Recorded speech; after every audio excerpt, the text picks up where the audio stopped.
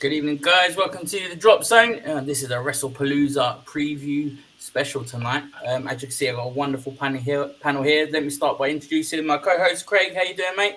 All good, mate. Thank you very much. Yourself? Yeah, not too bad. Busy week, but looking forward to the weekend. Good.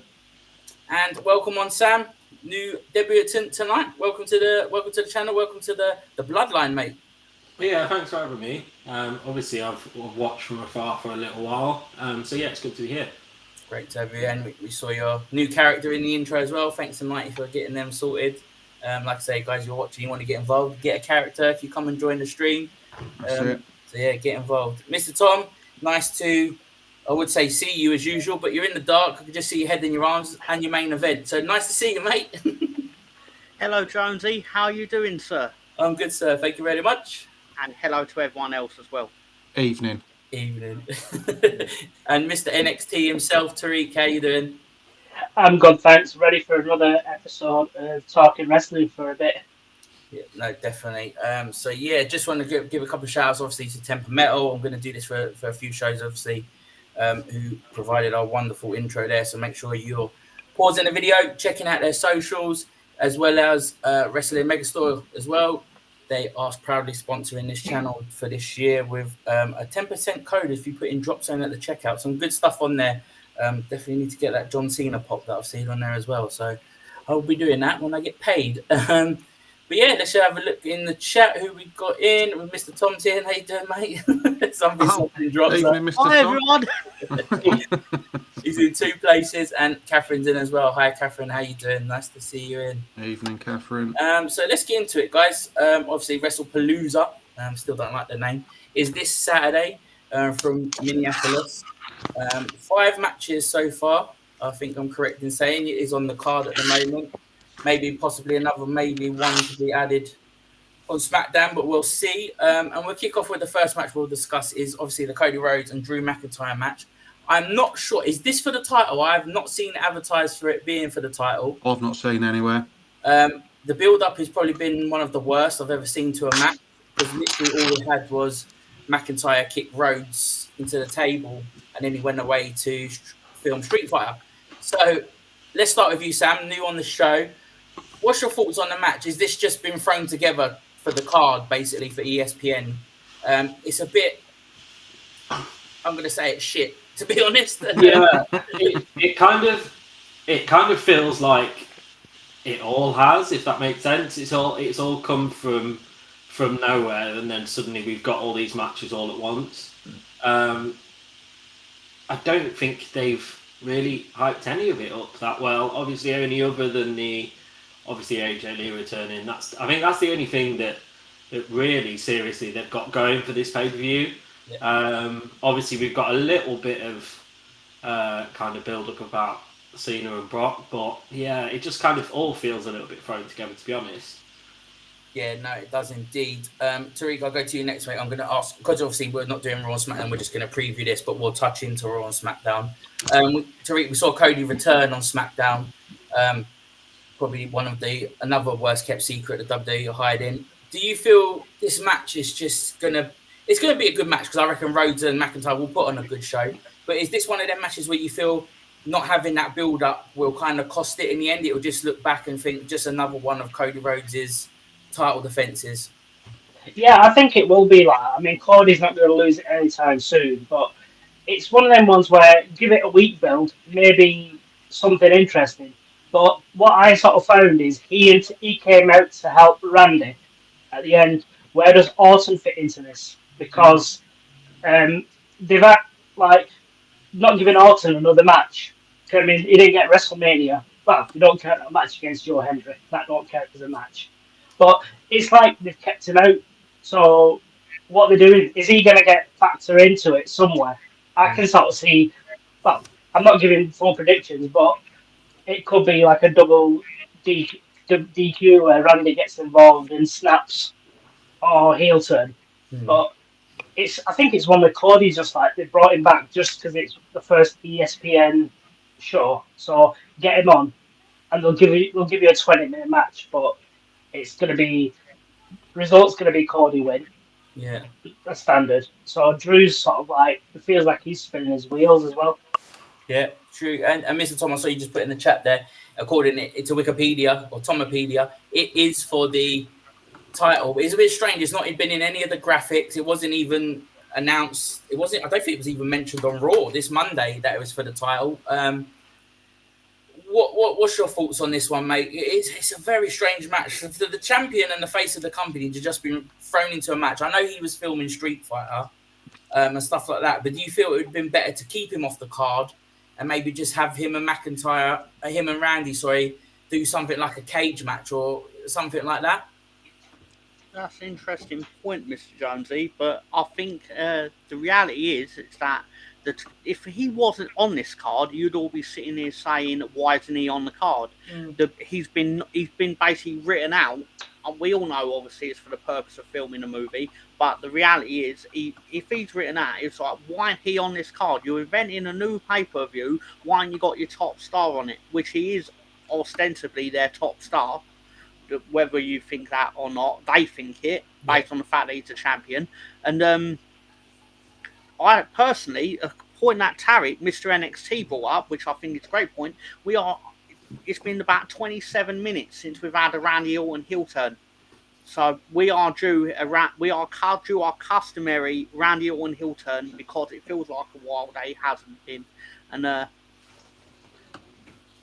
kind of think we'll be getting that at some point.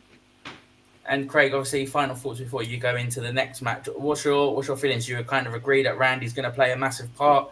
Can you see anybody else getting involved? I don't know. I know he's still injured, but you don't know with wrestling sometimes. Maybe Kevin Owens, something like along that line. I know they're going to make this event big. They're going to have some surprises. Yeah. So what's your thoughts? I think if anyone is going to get involved, looking at it, you're probably going to say Randy.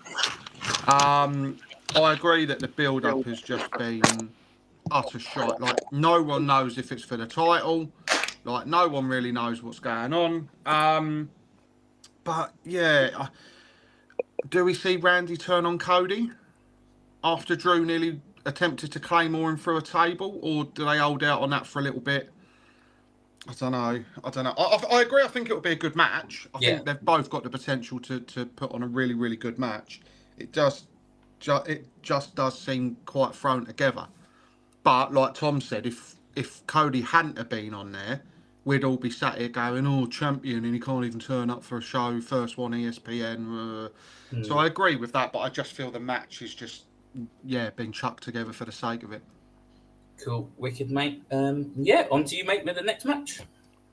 Right. I believe the first one I'm doing is the Usos against Breakker and Reed. Obviously, all come to a bit of a head on Raw. Jay and LA Knight going at each other. LA Knight wanting a bit of both the Bronsons and saying, Adam Pearce saying, you need a tag team partner. And he obviously went and asked Jimmy. Jimmy was having none of it. You thought at the end of the match that they were going to sort things out, but no. LA Knight hitting his finisher on Jay. Tom, I'll start with you, mate. I'll go the opposite way. Do you think this match has had that good build-up? We talk about, obviously, build-ups and Drew and Cody not really having a good one. But also, does LA Knight, we talk about Randy Orton having a bit of a play in the other match, but do we see LA Knight playing a part in this? I'd be highly surprised if we don't. In fairness, although we see again not to go back to Cody, but the Cody storyline has no storyline realistically in terms of TV time because it's all gone to Drew, and we all know why. Whereas without, obviously, the CM Punk storyline is obviously the one which is basically it's dominated television. But other than that, this storyline has basically been all over the television. It started and ended pretty much every Monday Night Raw. Yeah, that I can think of in the last sort of 72 years, it feels like. But in fact, I've rambled so long, I've actually forgot what the actual question I was asked was. That's totally Tom. It was just, did you think LA Knight would get involved, which you answered, and the build up. Yeah, I don't want to say the build up's been bad because there's actually a build up. and they've turned Jey Uso heel, but they're kind of sort of treading this line of basically, are they going to turn Jimmy heel as well? And I kind of don't think they will, but I've been wrong before, so. As have we all, mate. As have coming from the bloke who said that Jimmy and Jay at WrestleMania would be match of the night, and it anyway. We'll move on. Tarek, I'll come to you, mate. Obviously there was a backstage bit where he was on the phone to someone. Could that be OTC one? Could we see him potentially getting involved? Is it somebody else, a different family member, somebody new coming in? Your thoughts on it? Jonesy knows, made his mind up. I'll get round to him. I don't think it's Roman. I think it's too. I won't say too small. It's just for Roman. Roman returning should be sort of main event type thing. I think it probably will be another family member because of the way he said, like I'll call you back or whatever. When Jimmy come up to him, he sort of thought it's someone who Jimmy doesn't know is part of the group. So it could be. I mean, my theory is that it could be Jay and another family member being a team once they lose, and Jay turns on Jimmy, saying you're the weak link. I sort of like what Solo did when he turned on Jimmy, and Jimmy's maybe it's gonna be something write him off where he could be out for a while as well, and then he'll come back in the future once once Naomi's had a child. It could be that. It could be something where it could turn. I mean, Jay's sort of floundered, but him turning heel and beating up his brother could sort of put him back up to main event level. Yeah, Jonesy, I'll come to you, mate, because obviously you were nodding your head in agreement, mate. Your thoughts?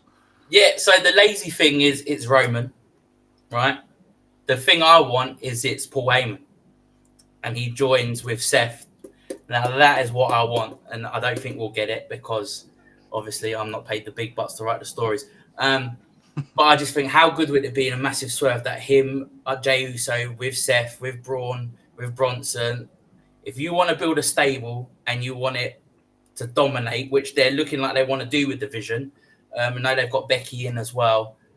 I just feel that would be absolutely epic, and then we get the Roman and Jay again, but this time it's more family based because there was a quote that Jimmy said to him, "You're not wearing the Unifala." Yeah, and I just feel there's something in that there, but we probably won't get any of that, and it'll just be Roman, and he comes out and helps out. But yeah, I thought I'd just lay my creative writing on the line in case anybody's watching and hiring in the WWE. I do like the sound of that though. That would be. It would be absolutely great. Yeah, just to say a couple of good evenings to Tony, who's nursing some broken ribs after being tsunami. And dog, yeah. And Posh Bertie's in as well. He's expecting no holds barred with Sam tonight, and I'm sure we will get to that when we talk about WrestleMania in a certain country. But yeah, exactly. Sam, I'll finish with you, mate. Who do you see coming out on top of this? Who would you like to see come out on top of this match? I've got another wild theory that ain't going to happen anyway, so I can just put it out there. Obviously, a certain other family member is going around all the other independent promotions, and that's the one thing that would excite me if Sena Fatu was to turn up and kind of stick his oar in against all of them. That would be quite cool.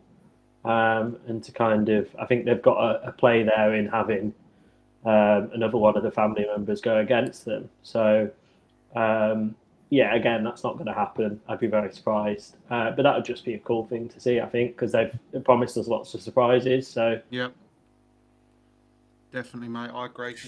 Just mix it up a bit. Like you say, I think Roman is the lazy one. So surprise us. You know, it's the first show on ESPN. It's a big thing. Like, go out there and surprise us with either the Heyman turn, joining the Vision, or somebody new coming in. Right, yeah, Jonesy, over to you, mate, for the next one. Yeah, no, I just want to say as well, also, what's happened to Jacob as well?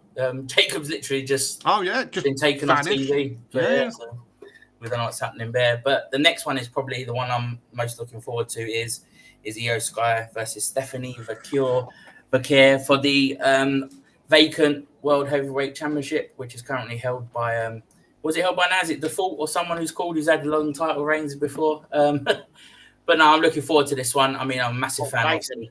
Yeah, vacant. That's the one. He's the longest reigning champion. But no, I'm really looking forward to it. Tariq, I'll start with you, mate, because obviously you're a big fan of the women's division as well as I am. All of us are really, but we followed Io and Stephanie, especially through the NXT days.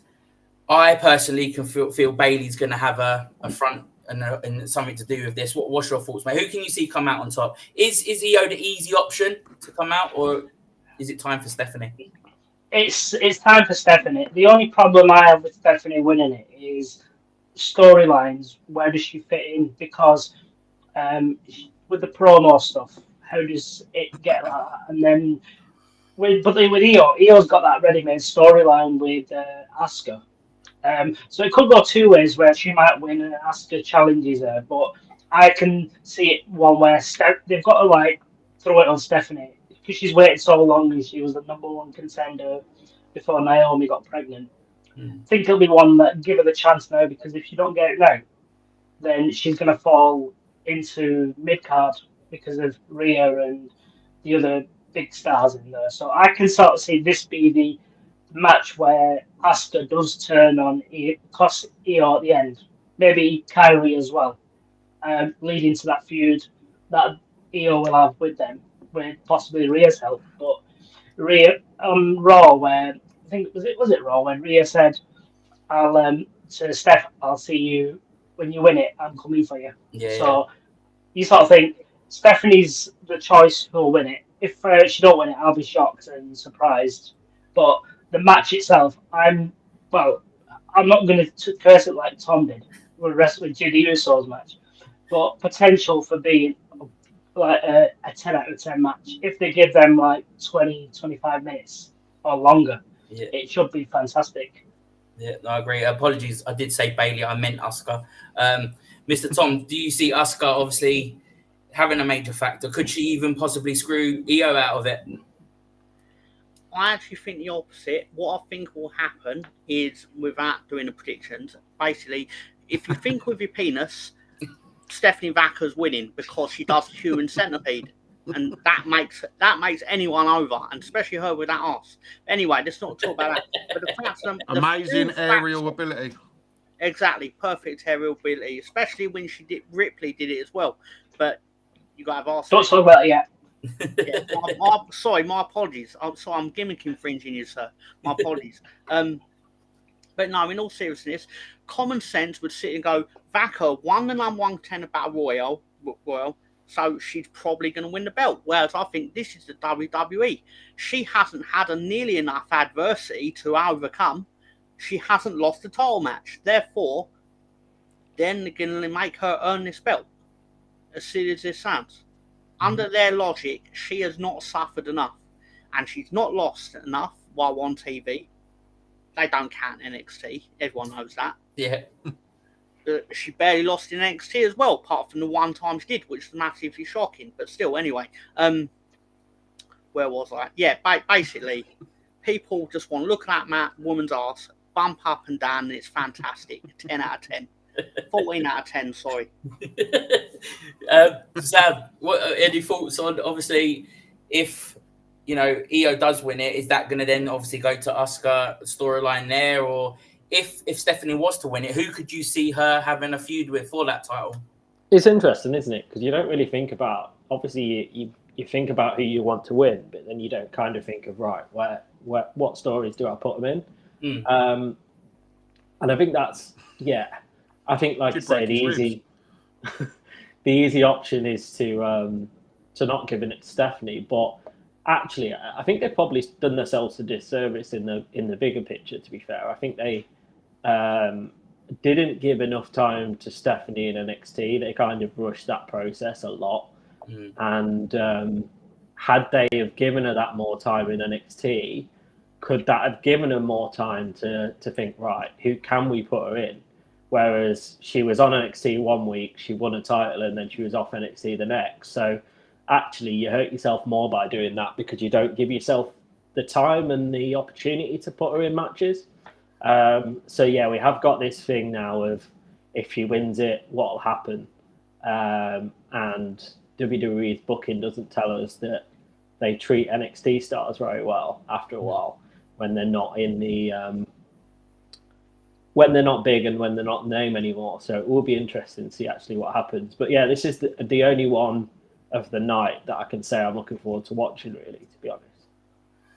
Yep, no, fair enough. And Craig, obviously, we'll touch on a bit on Stephanie, if only. Her microphone skills on the mic, I don't think are too great at the moment. Obviously, the language stuff and that could come, but then you've also got the EO stuff and Asuka. I really wish WWE would put subtitles because I really want to know what they're saying half the time when they're shouting. I just think of the little Brit Come Fly With Me, Martin Clunes segment when they start singing the song. Yeah. Do you feel like if she was to get the title, Stephanie, do you feel it's going to harm her that her microphone ability ain't as great as obviously we'd expect of a champion? Because we'd expect the champion to deliver a 10 out of 10 promos and stuff like that, and it's Cody Rhodes and you just start crying. But yeah, what's your thoughts with it if she was to win the title? Do you feel it's just a stopgap until obviously someone else will grab it until for Rhea, or is it something like that? Yeah, I think I agree that her mic skills aren't as good as some of the other women on that roster. But I think that's something that they may work on. If they're going to stick the belt on her, they're going to want her to deliver some promos, or they'll just never have her touch a mic. But yeah, I think if she wins, it's setting up her and Rhea. And is she just holding on to that for Rhea to win it back? Then again, if EO wins it, I think it sets up her and Asuka at some point. But I mean, I wouldn't be mad. It's one of those matches. I mean, we all know how mad some people got when Cody won. I don't think in this situation anyone would particularly be like, yeah, you have a certain person you want to win, but I don't think you'd be angry with either outcome as long as, like Tarek said, 20-25 minute banger of a match. Like, I think it either way leads to some good storylines. I think Rhea and Stephanie could be a really good match. Then again, this whole Oscar, are they just going to have a screaming match for the belt? Because we don't know what's going on and we don't know what they're saying. They could just be ordering their food for all we know. We literally have no idea what they're saying. So, but yeah, I think the mic skills, if they stick the belt on her and they give her a little bit, I think that's something that will come. Hopefully, they'll work on it a little bit more. I mean, I'm not being funny. If she's going to deliver a promo, Chilean, right? Yeah. If she does a promo in her own language, why not? Like everyone else seems to be. Huh? I believe it's Spanish, 90. Whoever. Spanish, Portuguese, Brazil, whatever it is, mate. Like, if she does a promo in her own language, everybody else seems to be. Oscar and EO seem to be doing it week in, week out, and they're getting, likes and everyone's entertained by it. So why not? Yeah, no, fully agree. It will be interesting to see who wins. I don't mind who wins either. It'd just be great. I think, but there is a story there for either person who wins the title. And just obviously a shout out to Tiffany Stratton as well. I know she's a big fan of the show. But no, just wish her better. I know she's injured. Obviously, she might have had a match on the card. You never know. But yeah, hopefully it's not a long-term injury. We'll see her soon. Right, Nighty, over to you, mate. Next one. Yeah, mate, we're going to touch on the mixed tag match, Rollins and Becky Hogan versus Punk and Lee. Obviously, quite a bit of a funny segment on Raw when they came out, and you knew the slap was coming. You knew the slap was coming, but it was Seth's confidence of Becky was going to be there. The whole, I know, so I won't hit women, but I know someone who will. And Becky just sort of stood there and was like, what are you talking to me for? Left. I personally think this has been a really good build-up. I mean, obviously, the return helped massively. The massive secret, no one saw it coming. Like, I was well shocked when our music hit on SmackDown. Like, I was not expecting it to happen.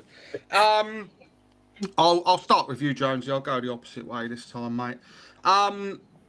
This is probably, alongside the EO and Stephanie, this is probably what, second up there, maybe?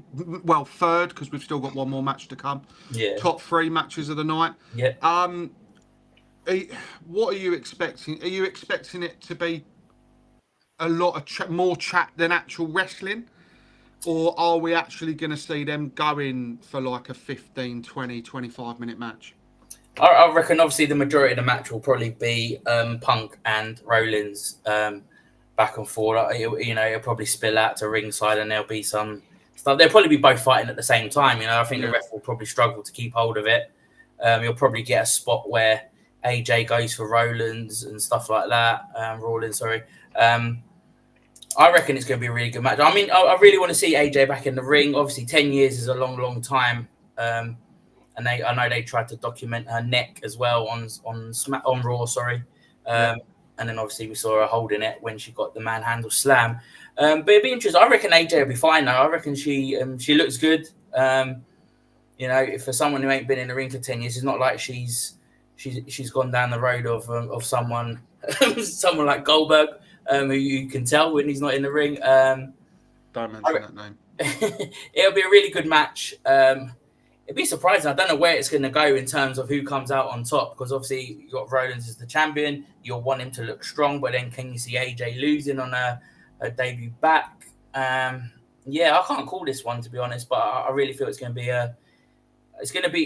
a brutal match. I reckon there'll be a lot of stuff happening, and the ref won't be able to control it. Yeah, and that sort of leads in what I was going to say next. Sam, like Jonesy just mentioned, do you see, like, who do you see taking the pin, taking the L for this? Because AJ gets pinned, it's her return. Rollins gets pinned, he's the world champion. Becky Lynch gets pinned, she's the Intercontinental champion. I mean, if you're looking at it on paper, CM Punk makes the most sense. But then again, he needs to look strong. So who do you think it would affect more, taking the L, taking that pin, or even a submission? Obviously, I imagine what they're thinking of doing is that this is their one that they're banking on, like for this pay-per-view. They're banking on this one to be the best match. I think they're going to try and obviously I think it depends how they see it going forward, because obviously it's going to be something they're going to want to keep for as long as they possibly can. Mm-hmm. So it's whatever sets up the most storylines. I don't know what that is. Yeah. But it's going to be, right, how can we twist this so you can twist it in the...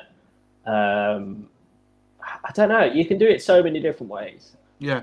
It's like if AJ pins Becky, it means she's pinned the champion, so it sets that up.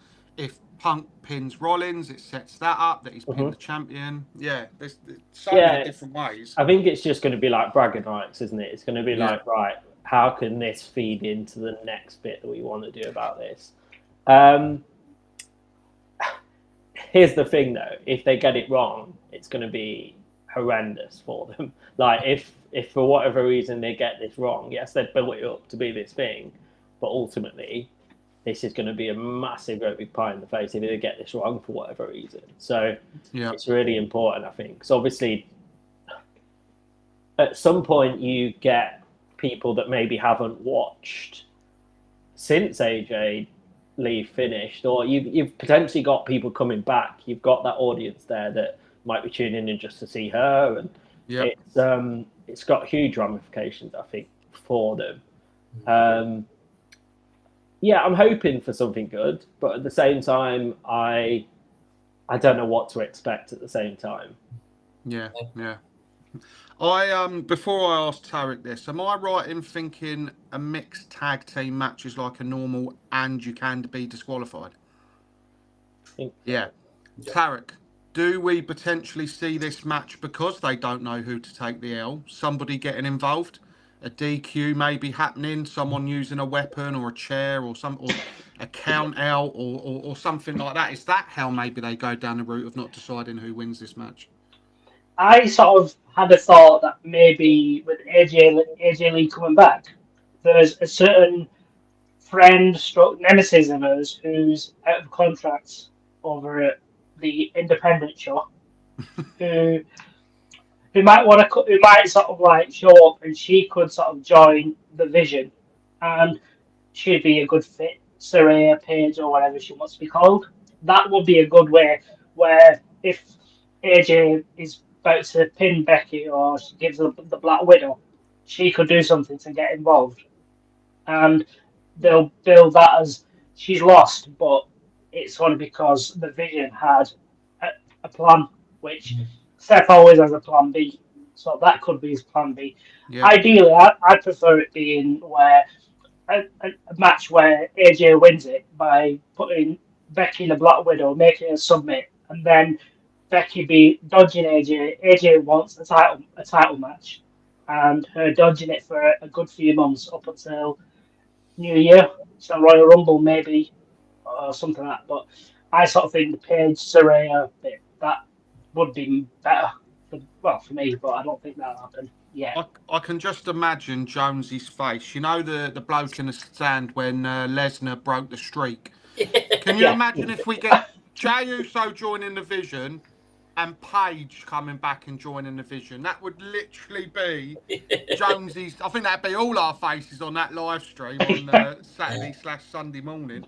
No. Maybe the BWO.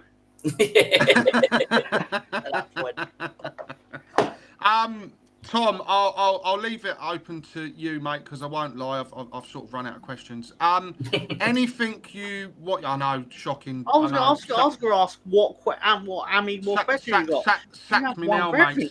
Sack me now, mate. No, it's awesome. Anything you sort of want to add to what's already been said? Anything different you might see happen, or anything you would like to see happen? So actually, I did have some questions. There you go. You could have framed that as if you had that planned out, but yeah, that's also yeah, Russ. yeah. In all seriousness, how you do. But again, I kind of veer in towards. I think it's actually they've given themselves a bit of an out because they've acknowledged, as Jonesy brought up, the neck injury and the fact she's had neck injuries. They've created a thing where basically when she got manhandle slammed, she sold it like she had been killed. So, like, if you'd have told me that she actually died on Monday night, I would have obviously the way she told that, but still, because even CM Punk was there like, well, I can't believe you did your finishing move on my wife. Anyway, but imagine if that's what I imagine Brad Maddox said to Xavier Woods. Anyway, sorry, what? Sorry, it's page law and anyway, sorry. That's things about the internet. Anyway, I think the Vision are winning this personally, and because again, like I said earlier, a bit easier to sit and go. You could bring AJ back and have her win. It's like, okay, cool. If you're planning on having her winning Women's Intercontinental Championship, then what are you going to do? You can have her win the Royal Rumble and then choose to wrestle for the Women's Intercontinental Championship. I imagine AJ Lee sitting there going, "So you could book me to be a fucking moron."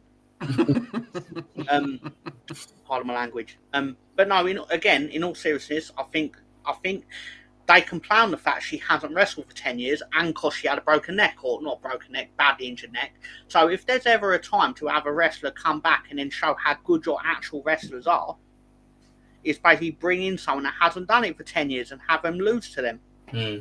And they can book it in a way where she doesn't actually look genuinely overawed or outmatched or anything, but because she's inexperienced in this modern wrestling as such. Yeah. If that makes sense. Yeah. But always makes sense, mate. I'm glad it did to someone.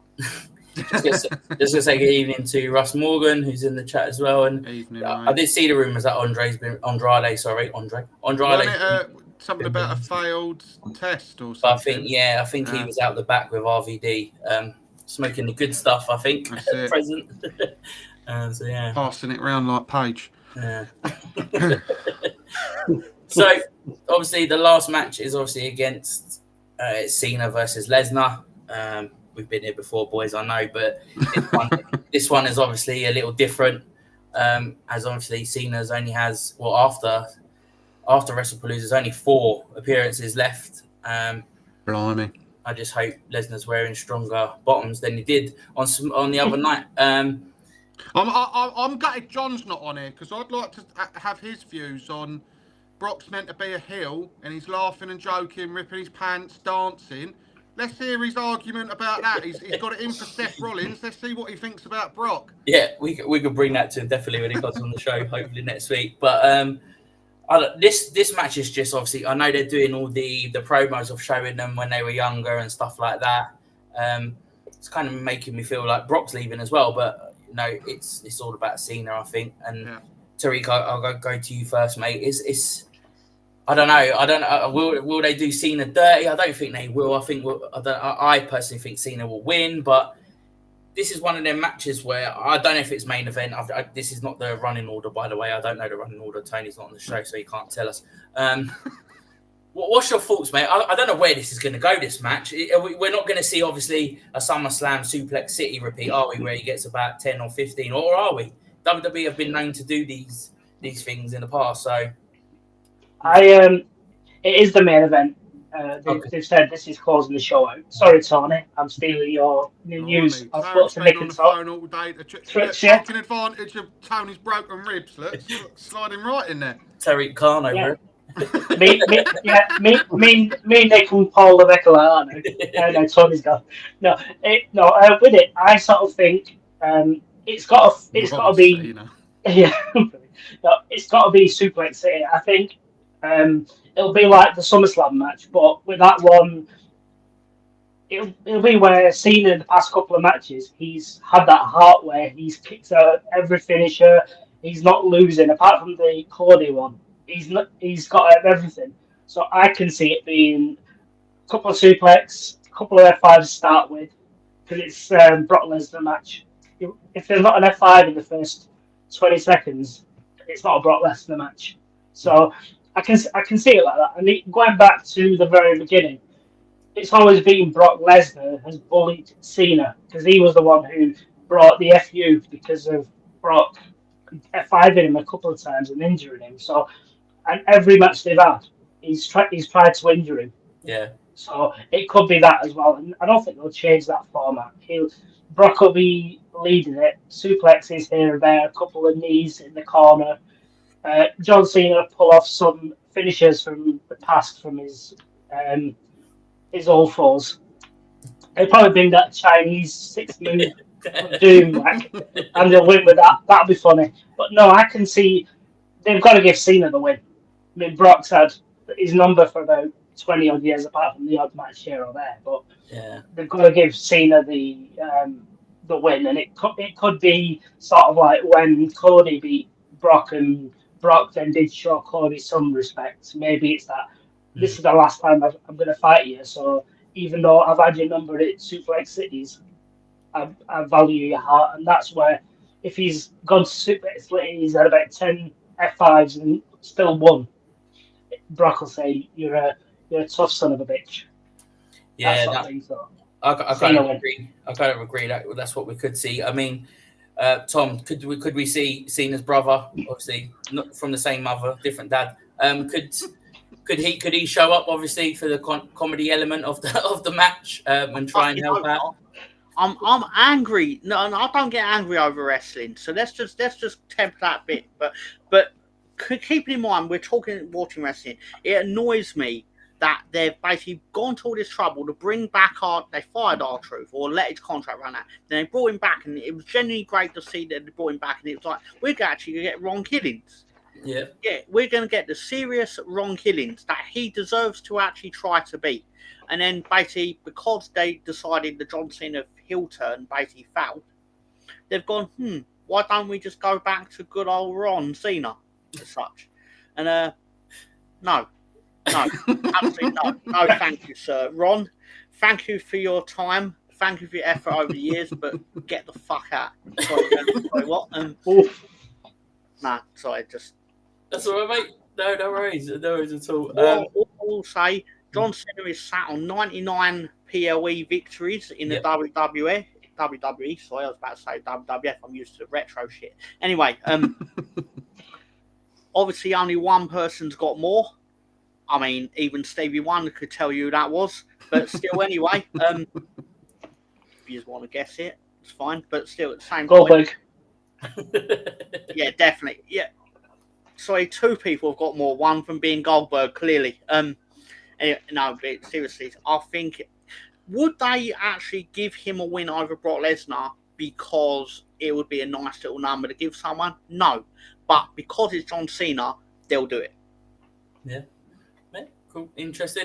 And Sam, obviously, I was going to touch on the 100th PLE win, possibly even Mr. Tom nicked that. So thinking sorry. So thinking on the spot here, where does Cena go after this match? We'll fast forward a little bit because obviously, like I say, it will be 4 appearances left. So what's that? Maybe a couple on Raw. What's the next one after? Is it Survivor Series? I think it's got one on Raw, Survivor Series, then another one on another and Raw, then Saturday night main event. So yeah, it's the next person who he's going to fight after Brock has got to be the last person. And who do you see that being? Put you on the spot. I don't know. I think they're kind of damned to do and damned to not, because like everyone's going to be. I think as it's getting closer. A year ago, you were like, "Oh, okay, we've got loads of time left." But now it's getting closer. People are going to be like, "Right, and I want to see him fight this person." So whoever they put in with these last 4, nobody's going to be happy about it because they'll be like, "Why wasn't it this person?" So like, I think it's quite a sticky position for them to be in. To be honest, I'd like to know how much they gave Brock to come back just for this match. I'd love to know how much he's getting just for this one bag. Because he probably will clear off half of the Saudi money, but yeah, probably. Still Grant's phone number, probably. But yeah, I'm not massively looking forward to it. I think it might be okay. It's more one of those ones that they can just play a couple of promos for, like they've already done. I think that's the reason they've done it, just for like the nostalgia value. So I get that. As the pay-per-view as a whole, I'm a little bit disappointed in that they haven't got any stipulations in it. Obviously, with the nod back to what Wrestlepalooza was before this, I think they've really missed a trick on... I think they could have got a different audience watching it if they'd have said, right, we're going to do something different. We're going to bring back some people that maybe was part of ECW and things like that. I think they've really missed a bag on that, to be fair, because I think they could have got people watching that maybe wouldn't have and won't now, because they'll probably think, oh, right, okay, Wrestlepalooza was ECW. It's got to be something to do with it, right? So I think they've really missed a market there that they could have got just for this pay-per-view, I think. Whether we might see that on the day or not, but then again, it's too late, because those people that might have tuned in won't already. So... yeah, I'm a little bit disappointed at that because it kind of feels like, right, yeah, we bought it. We're not really going to think about the legacy of it. We're just going to throw it out there like we normally would. So, yeah, I'm slightly disappointed at that one, to be fair. Yeah, no, that was literally my last question to Craig. It was obviously Wrestlepalooza was known for being an event with loads of stipulations, weapon matches. There was like, Sabu and all them back in the day. You know, have they missed the trick here with not having it as a Punjabi prison? No, I'm joking. 100%, mate. That was going to, funnily enough, that was going to be my answer. But like Sam said, there's literally no match here has got any stipulations. You know, the Usos one could have been a no holds bar. You know, just something along them lines. It just seems it's a washed version. Like I say, at the moment we're only sitting on 5 matches for the night. I'm guessing it's 3 hours long. It just feels like, because it's ESPN, it's the first night. They didn't want it to be just any old normal, you know, Survivor Series or any other name. So they thought, oh, what names haven't we used over the years? Oh, I know, Wrestlepalooza. Yeah. It's well known for its ECW matches, but do you know what? We won't have any ECW themed matches within the premium live event. We'll just stick random matches together for the sake of it. I am, however, going to throw it because Tarek's had his page one. You've had your Jey Uso turning heel. This is my one. It's going to be bollocks, but I'm just going to throw it out there. Go on then. I think Cena beats Brock because somebody gets involved when the ref's knocked out. And I think Brock's not going anywhere because I think we're going to get Gunther and Brock. And I think Gunther may come out. It's a wild shot. But how many times have we heard the dream match of Gunther versus Brock? There was talks of it before Best be something WrestleMania. happened. Yeah. Only during you know, Tom Private time. yeah, you know, before Brock went away and, you know, did some meditating and all that sort of malarkey and whatnot. Become a cowboy. Why not now? If you're looking for CENA to get that 100 PLE wins and you don't want to make Brock look shite, why not have someone get involved? Cost Brock the match, CENA gets his win, Brock don't look weak, and it actually sets him up to earn some of that Saudi money and not just do one match. Because I'm not going to lie, I'd quite like to see Brock versus Gunther. I know many people don't like Brock, but I'd love to see that match. And Gunther, where's he been? He's on sabbatical. I believe Gunther's having a nose operation. Nah, nothing happens like that, mate. He's at home with his feet up. Like. Honestly, None of that happens, mate. It shocks me as well, like, that creative teams and stuff within WWE don't send, like, their staff out to kind of listen to these podcasts and stuff. Because when I've sat on these sort of podcasts, obviously I did one myself for a little while. The ideas that we came up with in the show just randomly off our heads, and it strikes me 90% of the time they're always better than what happens. Like, so I think they really do themselves a disservice, and that's the first thing that I would do. Like, if I had any creative power in WWE, is right, go and listen to the actual fans, not people that sit in a boardroom and think they know what's going on and what people want to see, because most of the time they don't. Like, so I think they really miss a trick, because all these things that we spoke about tonight, that would make an insane pay-per-view. We'll probably get none of them.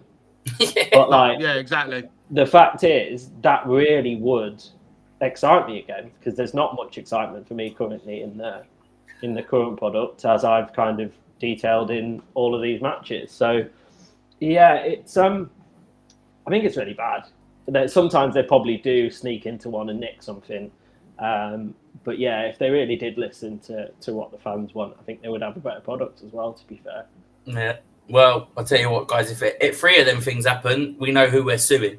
And we also know who's getting the bonus points. Exactly. So yeah, no, guys, that's obviously Wrestlepalooza, obviously Saturday, midnight for us. I'll be doing a live watch along, so you guys, obviously, I think Craig's joining me for that. Yep. And obviously, any guys want to jump in and out, it's totally up to you. Yeah, we'll see if any more matches get added this week on Friday on SmackDown. Surely they got to add at least one more or something like that. Even Dom, defending, Julia defending. There's scope there to add more matches. Yeah, they'll do those matches on Friday. That's what I mean. That's the problem. Yeah, and it's just crazy. I don't understand that. Sami Zayn winning the title, obviously, a day before a pay-per-view was just crazy in my eyes. But yeah, we'll move on, because obviously we've got a homecoming that happened last night. So we're going to... But just before you do homecoming, can I just quickly address something that Sam said, because he's totally right. Yeah, sure, go for it. We've all suggested stuff that is objectively better, apart from the things that I said, because a lot of those things are fucking insanity. But anyway. But my only thing to that is, basically, you say like you're in the situation and your ideas are great and all that, but then you turn around to John Cena and go, I think you should beat Brock Lesnar. And Brock Lesnar goes, I don't want to do it. It's like all your ideas will slowly unravel in one go, because all your ideas are all done under the assumption that they're just going to say, yeah, I'm totally willing to do what you want to do. Whereas human beings and their egos don't necessarily cater for that. And that's why things don't actually play out in these ways. Yeah. So you're saying you don't want to see the New Day turn up at Big E's house? Oh, don't get me wrong. If I was handed the book, Big E's house is in danger immediately. Like his house has never been more unsafe in my life. But still, just for Sam's benefit, I'll be if Miriam's sister is Big E's missus, she would be in danger too. But less said about that. Just to really. I can imagine, like when you do like a GTA mission and it's got all the info on the board. That's why he's got the lights off, because he's got a board at the back of his room. At this rate, Big E on the back. Yeah. At this rate, we're going to get the New Day attacking Big E while he's on vacation in Cape Verde. The idea for Grayson Waller is arguably even worse, but okay. And all I was thinking is, if you want to do a new member of the Bloodline or the MFT or whatever, basically Put some brown paint on Grayson Waller and just have Grayson tattoo. And with that, it is time for NXT.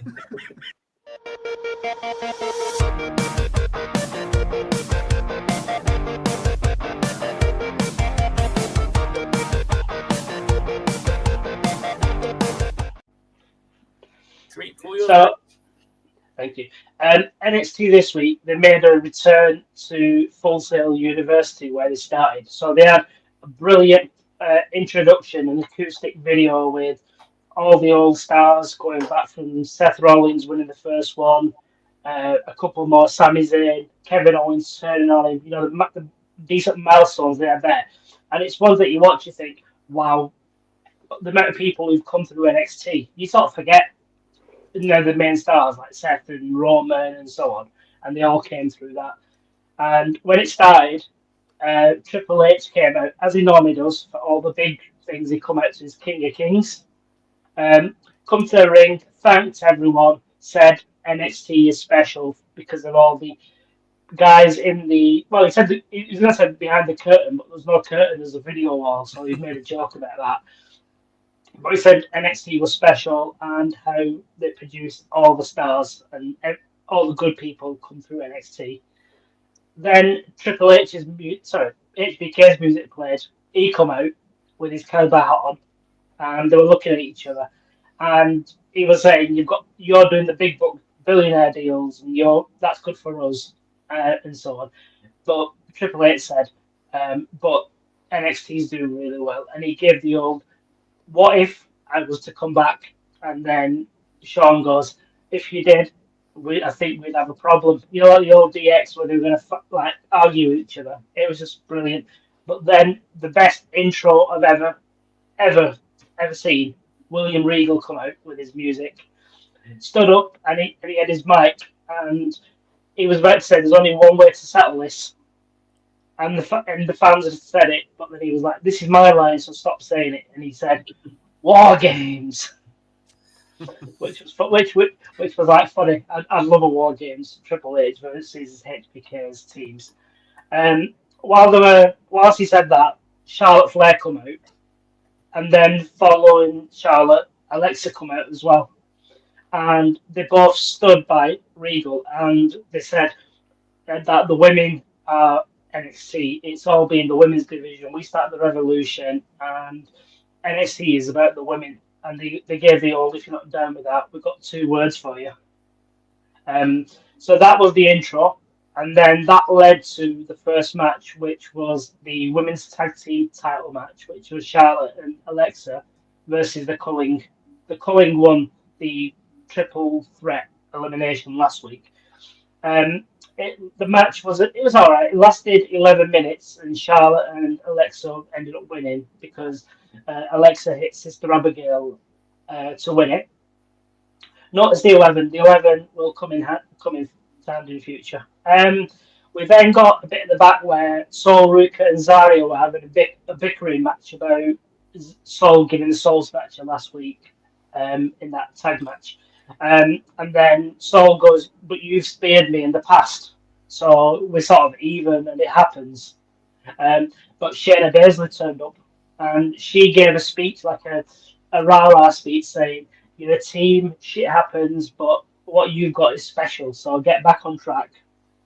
Which I was like, Shayna Baszler telling someone to, that was a bit funny. Yeah. She turned on almost everyone. So we got that.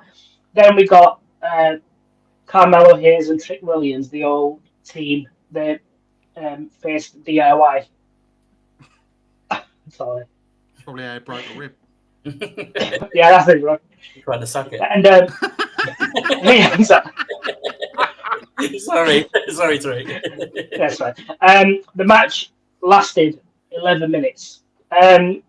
Carmelo and Trick ended up winning because the Miz showed up and gave Johnny Gargano the skull crusher finally outside, and we got nothing but net to win. And looks like Trick and Melo could be sort of like not reuniting, but if they come back up to he might get called up, Trick. So you could get them as a team soon, hopefully. Then we got a bit at the back where Javon Evans was with Sami Zayn, and Sami was bigging him up to say that you've got heart, you're the underdog, and if you look at that's you're sort of the mirror version of me. So look at me, I'm champion now, but you could be a champion very soon. And then we got Josh Briggs coming up saying you're losers and so on, but they walked away from him. Then we got Tyler Breeze making his return, his in-ring return, against Ethan Page for the North American Championship. Ethan Page ended up winning again by giving his Twisted Grin move from the ropes, which is Twisted Grin's like the twist of fate. It was good to see him getting a clean win. I thought it'd be like a bit of a heel finisher, but it's not. They ended up beating Tyler Breeze, so Tyler might be gone again. That match lasted 11 minutes. But then Tavian Heights was watching in the back because he wants to fight Ethan Page for the title. Whilst he's watching the match in his locker room by himself, Damon Priest showed up, and Priest goes that he sees a lot of himself in Tavion, which there's a theme here where the old guys come and not say, really filling me with confidence, though, is it? No, exactly. And he was like, I lost a couple of matches and so on, and then I had my breakout moment. Sort of like what he said about Stephanie, where she's not lost matches before and she needs adversity. It was the same sort of thing where Priest was saying, you've had adversity, you just need that one good match, and then you'll sort of skyrocket. And he said he's met Ava and he's got Tavion a match against Ethan Page for the title next at No Mercy, which is in a couple of weeks' time. So all these old guys are coming in and making title matches. I like it. Better than having the only thing we're missing with Teddy Long. We then got Obafemi and Ricky Saints were on the Grayson Waller Effect show. I love Grayson Waller, apart from when he won the New Day. The Grayson Waller Effect. Grayson Waller Effect. Okay. But it was funny because he was like, he called them overrated and Ricky Softs. And if I can get away with that. But I had the picture there. Trick Williams showed up and said that he's the best NXT champion and Ober's still holding his title.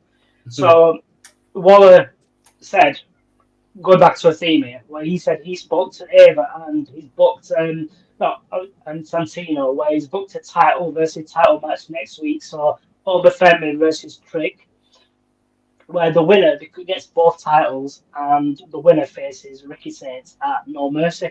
So get a big meaty men starting meet next week. Tom, you'd love that.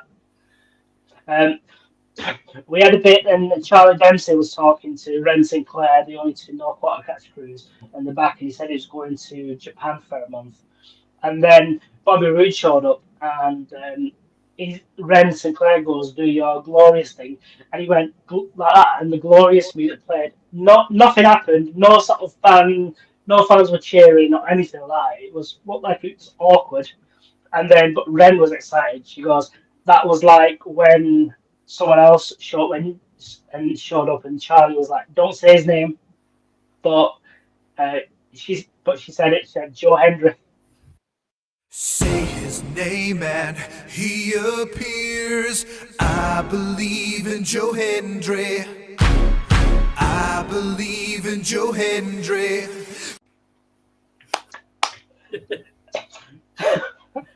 But then that picture. She's looking at something else, but I know They're crossing a lot more than swords, let's just say. exactly. But they chatted about Bobby Roode said, as a former TNA champion, he respects Joe Hendry's TNA title run. And then Joe said, "You were a great champion, and I modelled myself on you," sort of thing, and that handshake thing. That was them. We then got Lexus King in the ring, and he had a moan about the old NXT Black and Gold, how it was overrated and none of the stars cared anymore. And he said, "I've got beat up by a deaf guy last week in the dark." And whilst he was saying that, the lights went dark. And then our favourite Tottenham fan came out. Finn Balor came out to his old music, did the babyface on the ropes and whatnot. Whilst he was doing that, Miles Bourne sneakily got Lexus Key in the back, give him the zigzag. Well, I'm calling it the zigzag. It's Dolph Ziggler's move.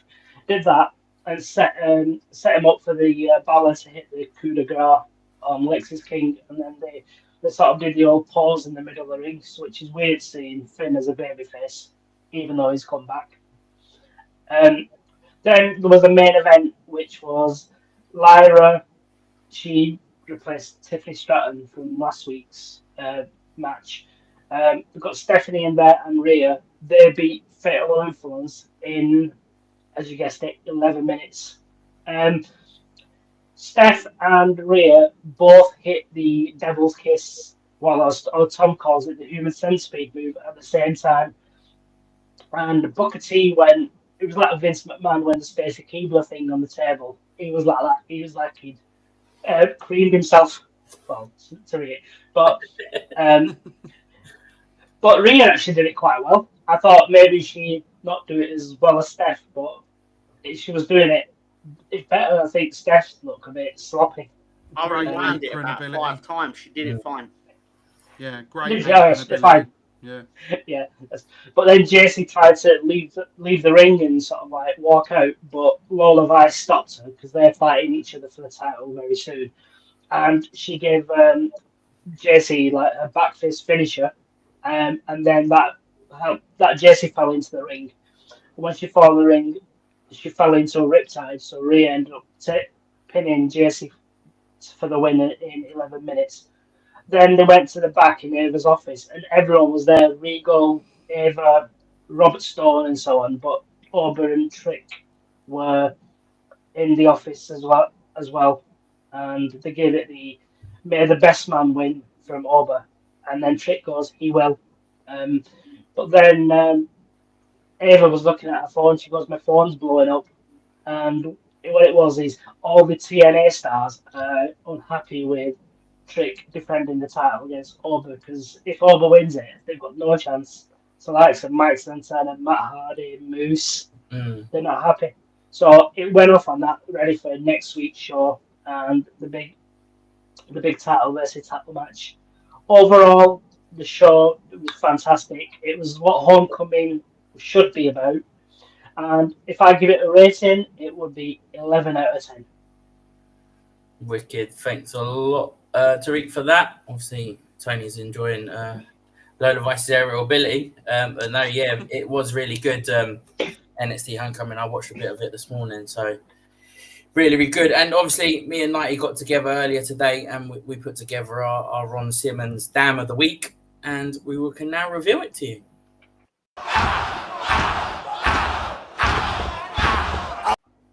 So yeah, that was our Ron Simmons Dam of the Week, and as we always do, we have to play it. Damn. So there we go. Can you play it again? I blinked. Okay, one more time.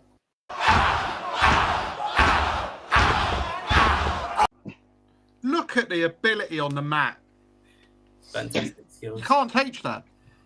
God bless TNA. God bless NXT. He's that confused. Yeah. But no, thanks a lot for that, Tariq. Great breakdown of NXT again. Yeah, well done, mate. It was nice to see. Like, I saw that video package. If any of you haven't seen it, see it before. It really brought a tear to the eye just to see where everyone's come from. And yeah, it was heartwarming to see all the superstars. Is it fair to say that's NXT's equivalent of like when they every January they'd do like an episode of Monday Night Raw where they'd bring loads of the old wrestlers back? Yeah, kind of the equivalent. Yeah, kind of the equivalent of it.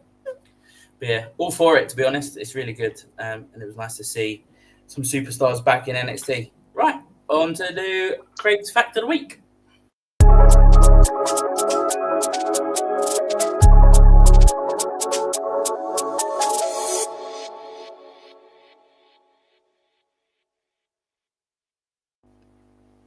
So, in 1996, WCW veteran Arn Anderson shocked fans around the world on a rare televised victory over Hulk Hogan on the February 12th episode of Monday Nitro, live from the Florida State Fairgrounds in Tampa, Florida. The match was the night's main event and a standout moment in the Monday Night Wars. Known as the Enforcer, Anderson faced Hogan, who was still in his red and yellow colours but showing early signs of his Hollywood transition. Chaos erupted when Woman threw... I love how they just called her Woman. When Woman threw powder into Hogan's eyes, and Miss Elizabeth stunned the crowd by striking him with her high heel. With Hogan blinded, Anderson hit his trademark DDT and pinned him in the centre of the ring, aided heavily by interference. The post-match scene was pure WCW theatrics. Ric Flair screaming into the camera, as he normally did on WCW. Randy Savage charging the ring, and the Four Horsemen celebrating wildly. While not a clean victory, Arn Anderson's pin remains one of Nitro's most unpredictable and unforgettable moments of the mid-1990s. Well, there you go. I completely didn't even know that or forgot about it, to be honest. Any of you guys remember that? I watched it. Yeah, I used to loved do it. the Monday Night Wars religiously, along with Raw. I loved it. I never watched the WCW part. It just always was the WWE. I believe the month in January, I think it's January, that night he was talking about. All the heels won every main event of Nitro for that month. All the heels won because and then Hogan had himself lose to get across the point of, oh, I'm a team player as well. It's like, no, mate, it's because you know you're about to win an 8-on-2 tag team match in about a month's time. Yep. Still, the Doomsday triple cage of bullshit match. Oh, mate, that was brilliant. The triple cut. Oh, mate, Cage. I wish they'd bring that back. Oh, I fucking loved that triple cage. Jesus. I thought it was brilliant, mate. It was one of the worst, best ideas in the world. Is it better than the Punjabi prison? Yes. Yeah. Oh, interesting. I won't say much is better than the Punjabi prison, but the triple cage of bullshit. No. Oh, To be fair, I was a fan of the old. What were they? Were they gravy matches back in the day, where the girls had to fight in gravy pits? So yeah, they weren't too bad. They were up there. Yeah, Technical ability, of course. Technical ability. Catcher's catch can classic 1900 style wrestling. Can't beat it, brother. Sam, do you remember much of them days of the Monday Night Wars? No, I was born in '96, so. Fucking hell! Who let the child on? But I've got so many DVDs that I've been able to go back and watch, like Monday Night War, the actual pay-per-view, that the documentary that WWE did was one of the best pieces of documentary work that I ever. Yeah, it certainly makes for. Yeah, it's one of those periods that. Yeah, you need to go back and watch if you weren't around then. So, because that's how it's supposed to be done, like that rivalry between two titans as they were at the time. Like, it's something that obviously it's one of those things you'll never get that sort of thing again. No, never. Definitely Absolutely agree. One of my biggest regrets in life is basically not appreciating the WWE network while I had it. Yeah. Because I just took it for granted, the fact that I had pretty much every moment in wrestling history at my fingertips, and I didn't take advantage of it. I mean, I'm not saying I never ever took advantage of it, but not to the extent I wish I had. Yeah. But life gets in the way and things like that. But I was still sitting. And then when it went away, and I'm sitting there thinking, I'd quite like to watch some WCW, and I go on Netflix. I'm like, oh right, they've not bought those rights. Yeah, it's why I'm really grateful that I've still got all my DVDs, and I've carried on doing that for years on end. Is that I can, and I think my biggest privilege now is not having to watch a pay-per-view on half a screen.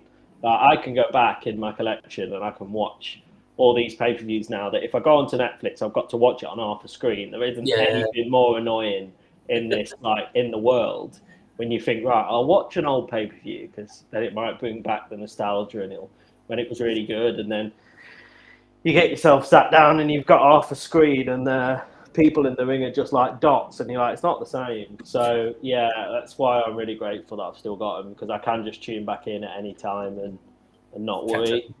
Yeah, I do hope that comes back, because I don't think it's the same. Like, the network obviously had all the documentaries and stuff, but when it's behind Netflix kind of wall, it's actually really hard to find now as well. Mm. If you search for stuff, like I've stopped watching like the weekly shows and stuff, and they're not even coming up on my like anywhere on my feed now on Netflix. So yeah, they've definitely lost a lot by this. And I know WCW has a YouTube channel, but for someone that will know that, Tom, you're talking about you can't watch WCW, but you can if you go on WCW YouTube channel. I don't fucking want to. I want to do it on my TV.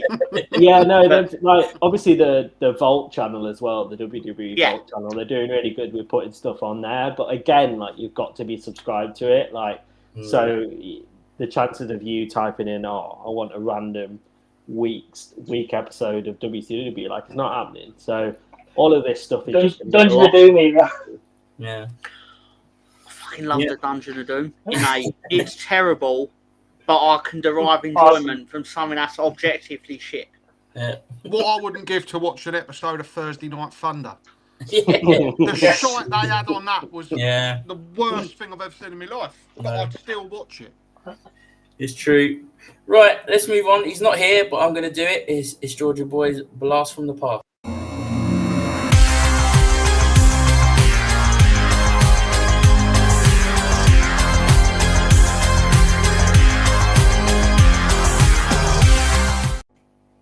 Right, so George sent me over his Blast from the Past and asked me to speak to you guys about this superstar when she was around. And it is none other than Victoria. Obviously, she come into the WWE, WWF, or was it at the time? A bit crazy. I remember having that a theme song by them that girl band Tattoo. Yeah, all the things she said. Great theme song, actually. To be fair, great song. And then she changed it up a bit, didn't she? Her persona and stuff like that. She was absolutely like really good in the ring. Tariq, I'll go to you first, mate. What was your thoughts on her? Can you remember a defining moment that really sticks out for you? Not really. No, I think she was it Stevie Richards she was with at the start. Yeah, that was that was a good double act and so on. And I think when she went crazy, and then she had a couple of matches with Trish and Jazz and so on, which were good. But you could watch when it used to be on Channel 4. You used to get Heat or whatnot. They used to have some good matches what you could watch, but they were like 10-minute like just beating the hell out of each other. It just looked like two ladies having a fight on outside the club, which was brilliant. But she had good. She was good in the ring as well. And even when she went to TNA as Tara, she still had that persona, and it was quite good. I think, but she was in that era where there was bigger stars than her. Yeah. I mean, do you feel like, obviously, I'll open up. Anybody can obviously chat, just chat amongst yourselves with her about her. But what was she at the wrong place at the wrong time with what was around her in terms of who was there? Trish Stratus, I think Tori Wilson was coming up, weren't she? She was a bit of a big player. I think the Divas Championship was just coming into play, I think, as she was leaving. Guys. AJ Lee before her time. Sorry to interrupt you. But she's basically a trained wrestler. Yeah. But put amongst the Barbie dolls, which is precisely the sort of thing that AJ Lee could complain about 10 years later. Yeah. No, exactly. That's what I mean. She felt like a wrestler in the Divas era. Like, if she would fit in, if you was to put Victoria in now in that roster, she would fit in absolutely perfectly. I don't know. Yeah. Any of you guys got any other thoughts on Victoria? No, not really. It was just a golden time, wasn't it, for that kind of for women's wrestling? That probably was like the reason why it's so big today, was that sort of era of people coming through. It's one of those things, isn't it? It's really easy to go back in time and go, oh, in a different time would she have been better or got more exposure? But actually, I think it has a good effect as well, because if there is so many people, like there was so much kind of media around all of the women's wrestlers at that time, had she have been in a different era, like she might not have it'd been amongst them if it wasn't talked about as much. So that's kind of the caveat to that, I guess. It was really started to be talked about, wasn't it? So I think she's probably she was obviously being able to hold the ring with so many great wrestlers as well. So Wicked. Thanks for that, George. I think, well, we're going to... Oh, sorry, Mr. Tom. I've got one. Just quick. I promise you, quick two things. She actually appeared in the WWF before it became the WWE because she was one of the Godfather's hosts. Ah. Is she the one that went to the table? Yes, Oh, she took a spot basically because she was a trained wrestler, but they could obviously disguise her as the Godfather's host because she hadn't been seen on camera. But also, her match with Trish Stratus, I believe at the Survivor Series, I believe it was the first ever women's hardcore match. It may not necessarily have been the first, but it was one first I remember where I remember looking forward to it, thinking this actually might be half decent. Because as Tarek suggested, they look like they played it like two women that you could believe they wanted to scrap. Yeah. No, very good.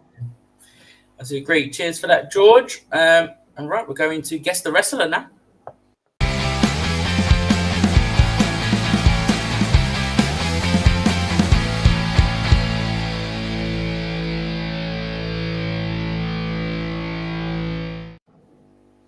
I bloody forgot I was on double duty. I just had to get it up whilst the video was playing. Oh, easy time. The notes, not anything else.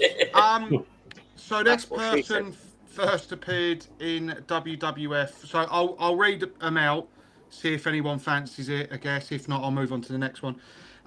First appeared in WWF in 91 to 95, where they were a bit of a jobber, losing to the likes of The Undertaker, Kamala, High Energy, Sergeant Slaughter, Jim Duggan, Mr. Perfect, Razor Ramon, Doink, British Bulldog, Tatanka, and Adam Bomb. I take it no one wants. Yeah? Is it Barry Horowitz? Moving on. He then made one appearance in WCW in 1995, defeating Hugh Morris by disqualification. He then came back to the WWF in 98 to 2000. He made his Royal Rumble debut in 99, but was immediately eliminated by Edge. Anybody want me to keep going? Is it Dwayne Gill?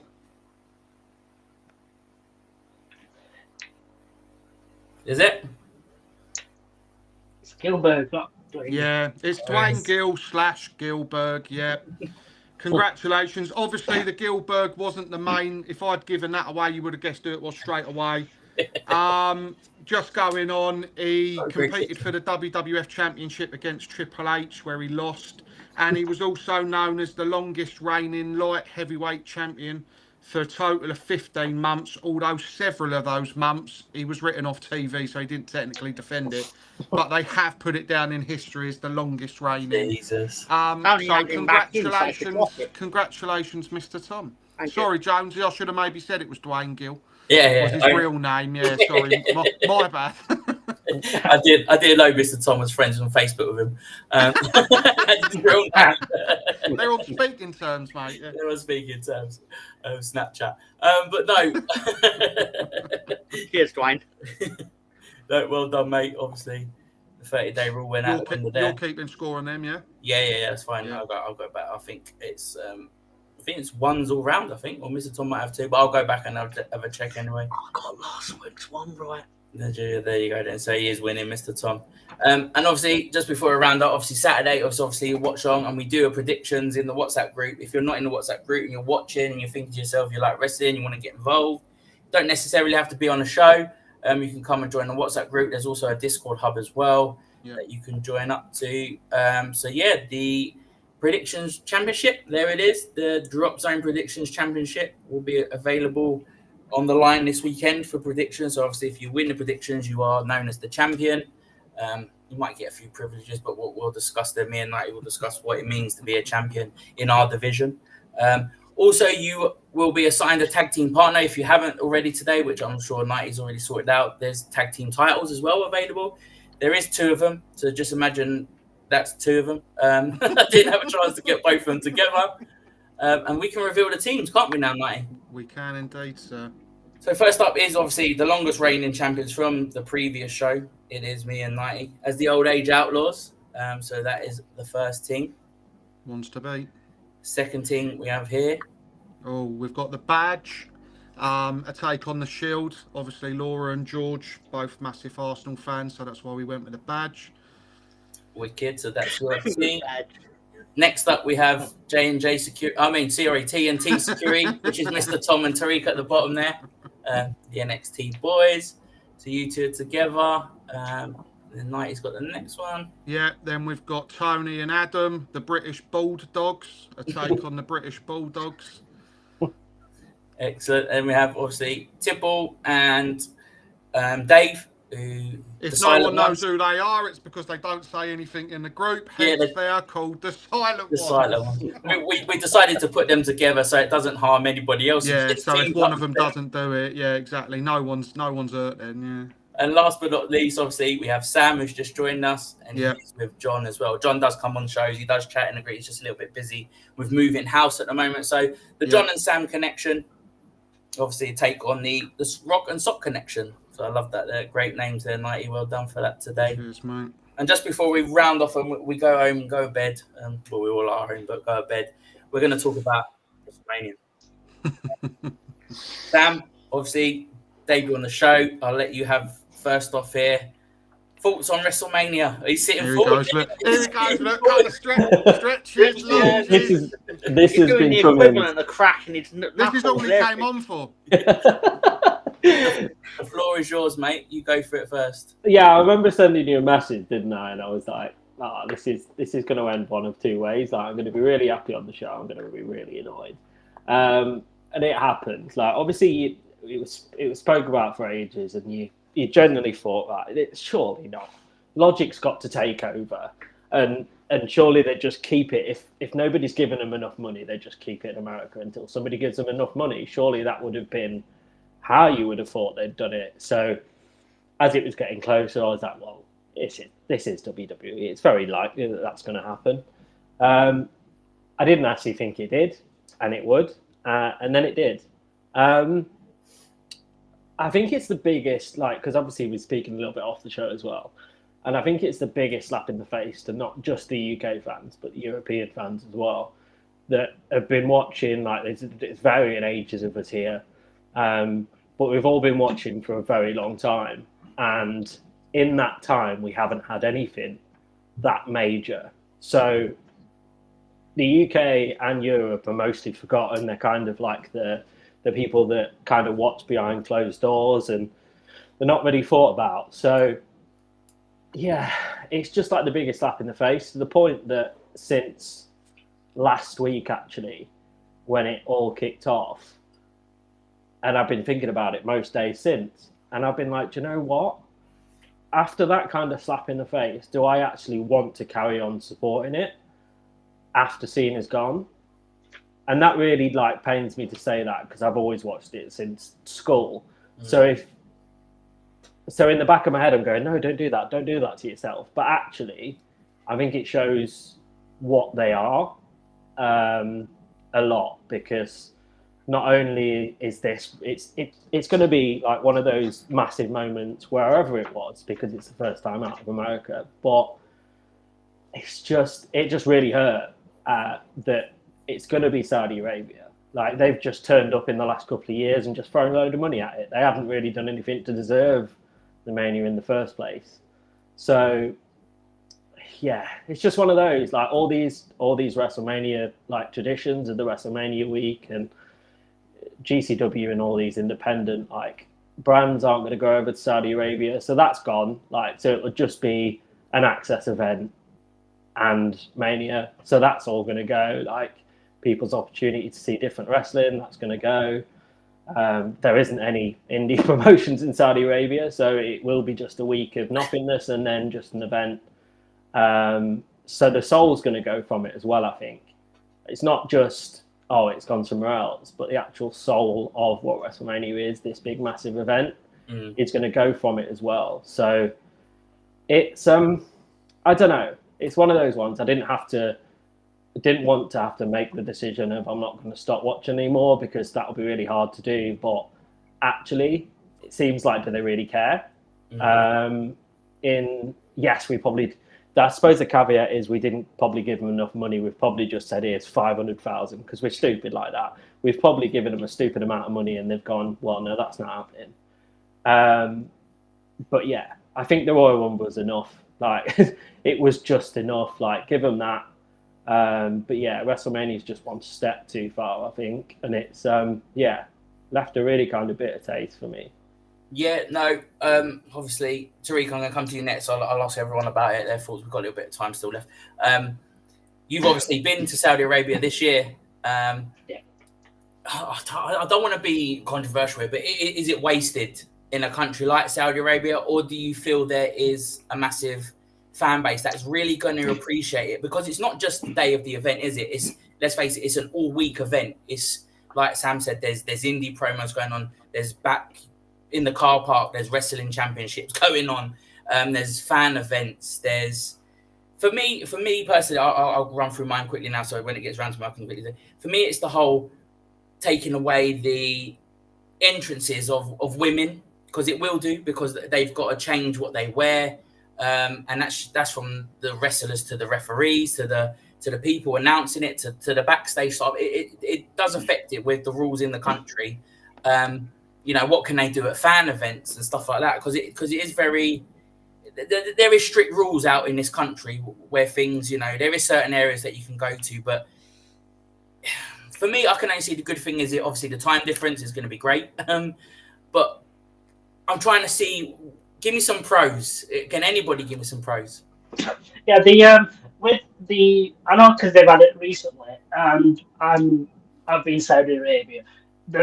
Like some nights I went out usually at 11 because it's at night, because it's cooler and you can go, and it's still busy in the shops.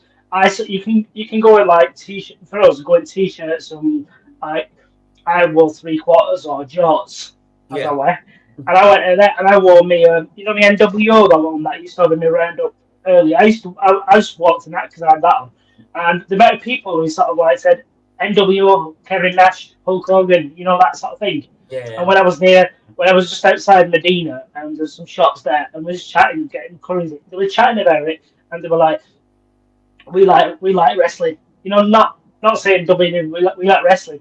Like the new people they were talking about, Bret Hart, Stone Cold, Rock, CENA, Brock. So they know them, but because they've not had many things before.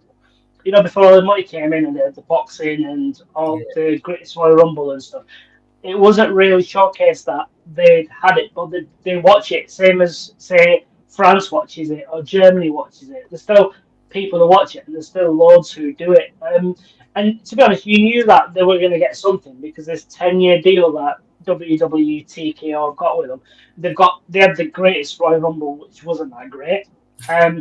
So they're going to get events and so on, and like we're saying about the money, if London Sadiq Khan was throwing 500,000, but they say that normal manias are like 5 million.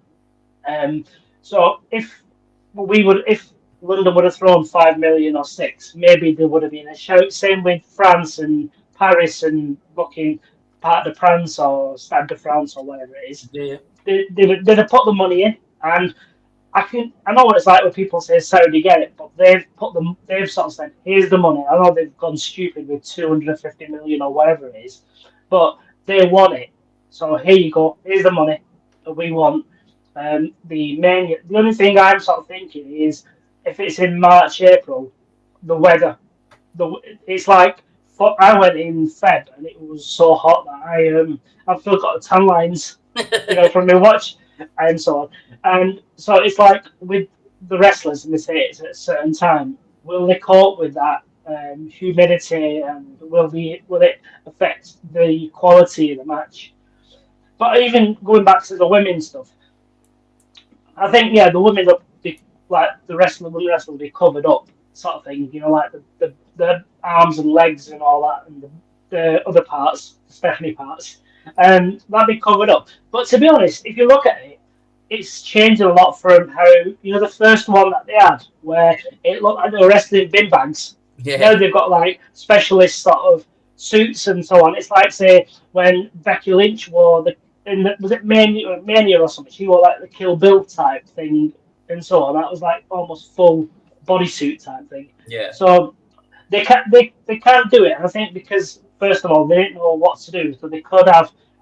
They've got like a year and a bit to sort of like plan for this as well. I mean, like you said with the access thing, I'm not sure how big it'll be, but they still will have access, even though, like for example, when you say they can't meet the women wrestlers or so, they'll still have something where you can meet the women wrestlers like the big stars and so on. I mean, they won't be in the wrestling gear or have skimpy shorts on or 3/4 like hot pants, but you still get to meet them. You won't get the independent sort of little wrestling shows here or there, but they could do something. You never know. You could say they're not going to do anything, but maybe they might throw on like not say UFC sort of thing, but have that sort of thing because it's TKO.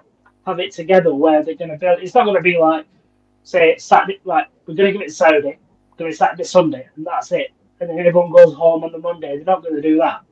They'll build it for a week, and the amount of money they've paid to 250 million or whatever it is. They're going to want to put on a week-long spectacle, and the only thing you think is the price for tickets for fans from there, which might be quite high. But I've got a friend who lives in Riyadh, and he was giving me all the advice for when I went to pilgrimage. And he messaged me. He goes, WrestleMania is coming to Saudi, and if you can get tickets, then you don't have to worry about hotels. You can go stay at mine. So that's a bit of a bonus, but I would much rather it be at Wembley Stadium. So you heard it here first, boys. Book your time off. We're going with Tariq. So yeah, to just round up quickly, obviously, Mr. Tom, your thoughts, mate. Obviously, I know Tariq. We touched on it. What the pros and cons. Are you more for it or more against it, or you just don't care? You're just happy to watch it and go work. I don't want to be as blunt as say I don't care, but what I will say is basically I'm of an age where I've just got massively used to it's never coming to England. Yeah. And I remember vividly when I went to Raw. I went to Raw in 2013, 15, and 16, and they kind of did the same segment 3 times where basically off camera John Cena would go like, oh, this crowd is so great, this is why you should get WrestleMania. But when you've seen it 3 times, I'll sit there thinking, John, this is just a bit you do. I don't believe that you believe it. If you get what I mean, you're just saying this, thinking that we're all going to cheer and then go away going, oh, John Cena thinks we should get WrestleMania. It's like, but I bet he does that in every fucking town he goes to. Like, there's nothing, when you've seen him do it a few times, it's like, there's nothing about this which makes me come away feeling like I feel like a unique part of the audience or something. Yeah. And I think there's a bit of like, if they had just randomly turned around and gone, we're going to have WrestleMania in Berlin, everyone would have complained. Going, oh, it should be to just say it should be at Wembley. Yeah. Don't get mad because it's at Saudi Arabia, when what you're really mad about is that it's not outside your house. It's not in your back garden. It's what you really mean, kind of thing. And that's fine if you really mean that, but then just say that. Obviously, I'm not really picking a fight with anyone, obviously, but I just still, ultimately, I don't really care because it's going to be at 6 p.m. and I'm going to be able to watch it and it will end at a reasonable time. I mean, it being Saturday, it'll probably finish at 3 a.m. still because they'll want to. So, an hour, anyway.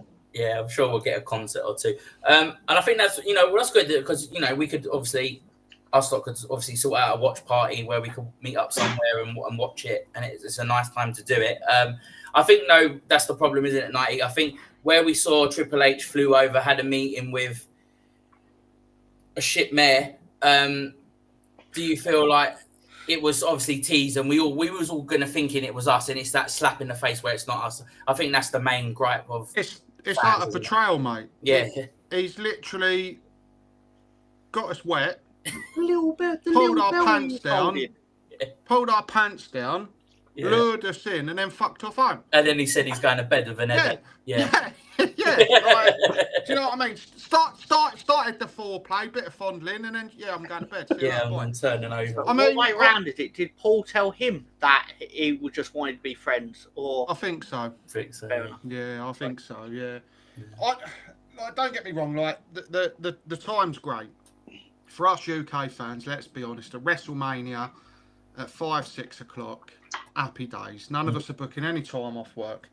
I am looking forward to The Rock versus Austin 4 and Undertaker Shawn Michaels 3. You know these Saudi lot are going to be chucking money left, right, and centre. Goldberg's to coming try back. and mate, if he comes back, I'm going to bed.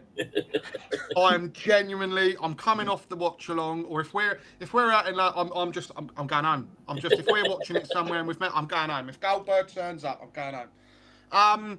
But you know they're going to try and entice some of these old wrestlers one last time, strap your boots up, and we're going to end up with the likes of the Brothers of Destruction versus DX. Oh Jesus, yeah. Like it's not going to do them any favours. They're getting I love that.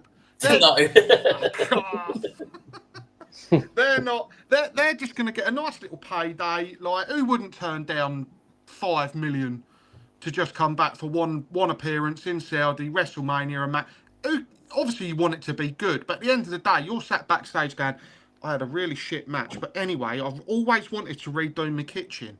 Like they ain't going to be too bothered. They've just got a nice little payday, and you just know it's going to happen. So I'd like to think they'd put on some good matches that fans actually want to see. Yeah. But you just know it's going to be the Saudi comedian in the ring calling out Stone Cold. Stone Cold comes out and stunners him.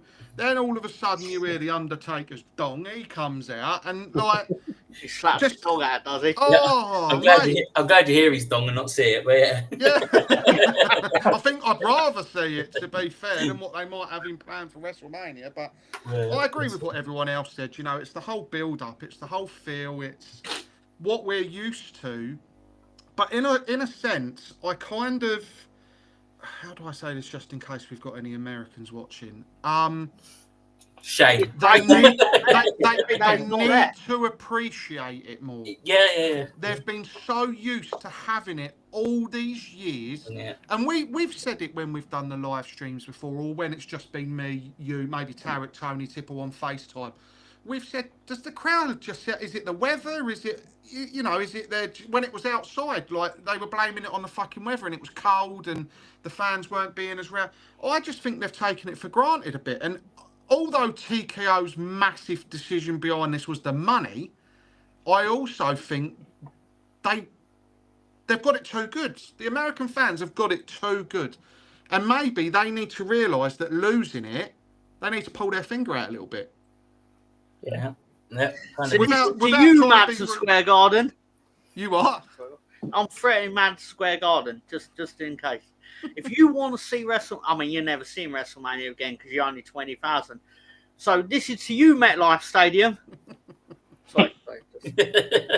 No, and obviously Craig digging out. American fans there, Donald Trump is on his way. You'll come in the morning. Oh, he's right, though, to be fair to him. He is right. They've had it good, and obviously, I know they're going to be gutted because let's be honest, if it was set in the UK for the last 30 whatever years and then we lost it, whatever, we'd be gutted. Yeah. But at the same time, you've got to sort of look at it and think, oh right, okay, maybe we need to up our game a little bit. Not take it for granted. I can't see unless. You're these celebrities in America. Post Malone and Jelly Roller front seat in Saudi. Whether they get pissed up or not, because they'll end up in prison. But good job in prison.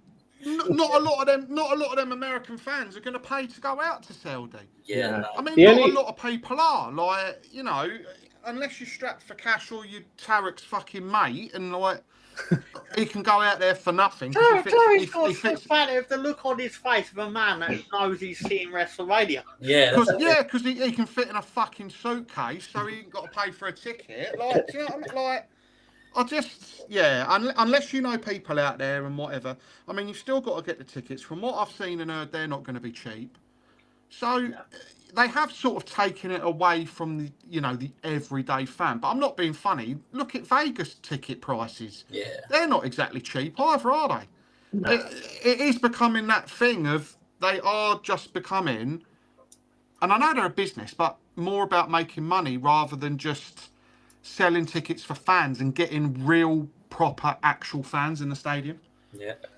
I'll just say what people say on the internet, and I wouldn't usually positively talk about this man, but people are sitting there going, say what you will about Vince McMahon, but he at least gave the impression that the fan experience mattered. Yeah, yeah. He at least pretended. I also think as well it could kind of backfire on them, because all of these, them lot down the road will be rubbing their hands together because they're thinking, right, all these little events that like WWE had during that week of WrestleMania, they're all going to be like knocking on our door now. Yeah. So like it could backfire on them, to be fair, in that yes, people still watch WrestleMania because it's WrestleMania. Like that's nothing going to stop that wherever they put it, even if they put it in like I don't know anywhere. It's still going to happen, but it could kind of backfire on them in that lots of people are going to be thinking, right, what during that WrestleMania week, there might be loads of events on that. Yeah. So it could. But yeah, no, I do definitely get about the American fans and stuff. Like for sure, that's what people have said for a long time. They don't appreciate the people of Europe waking up at 12 o'clock, ruining their sleep schedule for the next week. Like, and now they'll get a taste of their own medicine, I suppose, in that they'll get how it feels now a little bit, and then maybe they think, oh yeah, actually really lucky to have what we've have and what we've got. Definitely. Yeah. I like the show Wednesday, but I don't want to see the bloke there from Wednesday with his missus 2 weeks in a row. I want to see a 40-year-old hillbilly geezer with no teeth, with his kids, living his best life because he managed to get a ticket for like $60. And he's just like, I don't want to see these Netflix actors and comedians taking up 2, 3, 4 rows. Like, give it to the fact, make them pay like everybody else, because you know for a fact, and this winds me up as well. I should do them on the mic. Like all these celebrities that just get free things, you know they're not paying for them tickets. Like fuck off, give them to people that work hard and want a bit of them shows and will make an atmosphere. And I think maybe that's something they've ruined as well by making these, apart from the green shirt guy and a few others. Like, it is just filled now. Like, Post Malone getting pissed up. Jelly Roll trying to act like his dad and tell him to calm down. Old matey from Wednesday. Like, Poor Make-A-Wish Kid Foundation, they're in Rosehead now. So, bugger them. Yeah, like, don't get boxed. But no, so I'm going to wrap it up, guys, anyway, because obviously the time, but obviously that's WrestleMania in Saudi. So get ready for the one after that in North Korea. But no, let me say good night to my panel. Tariq, thanks a lot for coming on tonight, mate. Obviously, NXT Roundup, brilliant. Thanks for having me. It's been fun for the past hour and 45 minutes. That's okay. Mr. Tom, thanks for coming on tonight and getting us a few strikes on the channel, but no, brilliant. No, I'm joking. Cheers, mate. I appreciate the invite. Also, mate, plug away your show. You've got shows coming up. Oh, good. Oh, yeah, I do have a show coming up. Basically, if you go onto your YouTube machine, they call it a search engine. If you type in the very creative channel name of Mr. Tom Talks Wrestling, you'll learn about the gross domestic national product of Cape Verde. But thanks a lot for coming on tonight, mate. It's genuinely been a pleasure. And I thank you for giving me the platform to basically get myself deplatformed from the internet for life. But no, seriously, genuinely enjoyed it. Thank you. It's nice meeting you. It's nice meeting Sam. And nice meeting Tariq for the 7 millionth time. So thank you very much. Appreciate 8 million. Sam, thanks for coming on tonight, mate. First show. Hopefully have you on a few more times as well. Yeah, no, it's been really enjoyable. Like I said, I've been off like YouTube talking about wrestling for a while now, so it's good to be back and talking about it. Excellent. Thank you very much. And obviously, Nighty, my fabulous co-host. Obviously, you've got a show tomorrow night. Oh, yeah. Oh, he's not the only one who gets to plug. Footy show tomorrow night. Brand new segment as well. Keep that under wraps. But yeah, if anyone's free around 7:30ish and want to come listen to a bunch of divs talk football and whatnot and just have a bit of fun, then don't worry, we'll be finished by the time the Cannon and Jonesy show starts, because we wouldn't even dare doing a show at the same time as them, because we'd have no one bloody watching it, because I want to watch the Cannon and Jonesy show, and so does Tarek. So yeah, come and jump on before you jump on and watch the Little Rascals. But yeah, original tomorrow night. Yeah. Cheers, mate. No, thanks for coming on and helping tonight. But yeah, no, join tomorrow night, Cannon and Jonesy at 9 o'clock. No description needed. You know what you get with that show. That's it. Not even I know sometimes what's going to happen on that. But that's what makes it what it is. But no, thanks a lot, guys. Obviously, next week we'll be back with a review of Wrestlepalooza, and we'll talk about what happened on Raw as well the night after. Thanks a lot, guys. Enjoy yourselves. Stay safe this weekend, and You too. enjoy the wrestling. Good night, everyone. So yeah.